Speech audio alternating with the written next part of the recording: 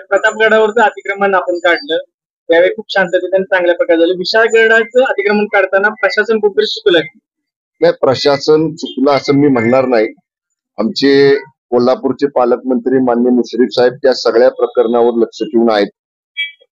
घडलेला प्रकार दुर्दैवी आहे, कारण अतिक्रमण हे प्रतापगडा ह्याच्यावरती तुमच्या विशाळगडावरती होतं वर, आणि दगडफेक झाली, जाळपोळ झाली, मोडतोड झाली, ती तिथून 4 किलोमीटर अलीकडे जे खाली गजापूर म्हणून गाव आहे तिथं झालंय.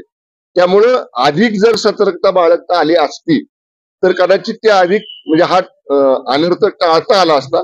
पण तरी सुद्धा आता आपण त्याची चौकशी लावलेली आहे. स्थानिक पालकमंत्र्यांनी तिथल्या प्रशासनाला आदेश दिलेले आहेत, आणि कदाचित माननीय उपमुख्यमंत्री अजितदादा आज जाण्याची शक्यता होती तिकडे. मला माहित नाही, आज सकाळपासून मी बाहेर आहे, पण दादा स्वतः तिथे जाणार होते आणि त्या सगळ्या प्रकरणाची माहिती घेऊन निश्चितपणे जे कोणी दोषी असतील त्यांना शोधून काढू आणि दोषींवर कडक कारवाई करू. संभाजीराजेंबरोबर मुख्यमंत्र्यांनी मीटिंग करावी अशा प्रकारचं एक मागणी होती, मात्र ती न झाल्यामुळे हा प्रकार झाल्याचा आहे असा पण आरोप केला जात होतो की मुख्यमंत्र्यांना या सगळ्या अतिक्रमण हटाव मोहिमेचं श्रेय संभाजीराजेंना द्यायचं नव्हतं, म्हणून सगळ्या प्रकार. बघा, अतिक्रमण हे अतिक्रमण आहे, मग ते हटवलं म्हणून त्याचं श्रेय कोणाला तरी जाते असा प्रश्न नाही.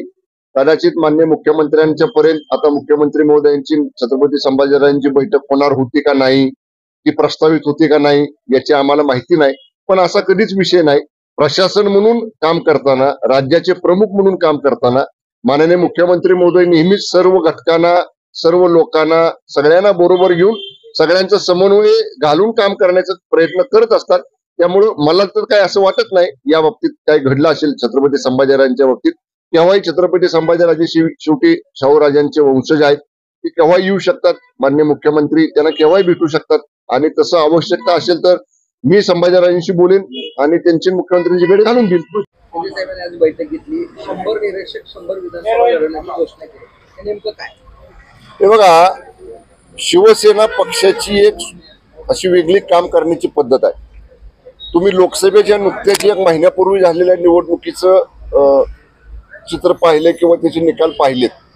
स्ट्रायकिंग रेट शिवसेनेचा किती आहे, लोकसभेचा ही देखील 47% आमचा स्ट्रायकिंग रेट आहे.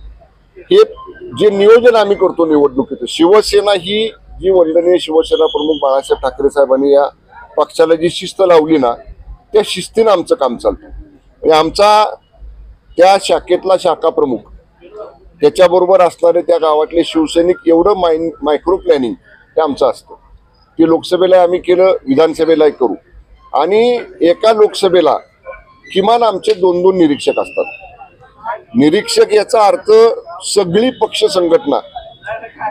संघटनेतल्या सगळ्या विंग याचा अर्थ आमची मूळ शिवसेना, महिला आघाडी, युवा सेना, कामगार सेना, शिवसेनेची शेतकरी सेना, या सगळ्या ज्या विंग आहेत, या सगळ्या पदाधिकाऱ्यांचं, तिथल्या सदस्यांचं, या सगळ्यांचं एकत्रपणानं कोऑर्डिनेशन करणं, समन्वय करणं हे निरीक्षकांचं काम आहे. आणि आता लोकसभेच्या निवडणुकीपासूनच आम्ही विधानसभेच्या तयारीला लागलेलो आहे. आणि जे उद्दिष्ट आमच्या पक्षाचे मुख्य नेते आणि राज्याचे मुख्यमंत्री माननीय शिंदे साहेब आम्हाला सगळ्यांना देतील, ते उद्दिष्ट लोकसभेच्या स्ट्रायकिंग रेटपेक्षा जादा स्ट्रायकिंग रेट हा विधानसभेला ठेवायचा, याप्रमाणे आम्ही नियोजन करतो.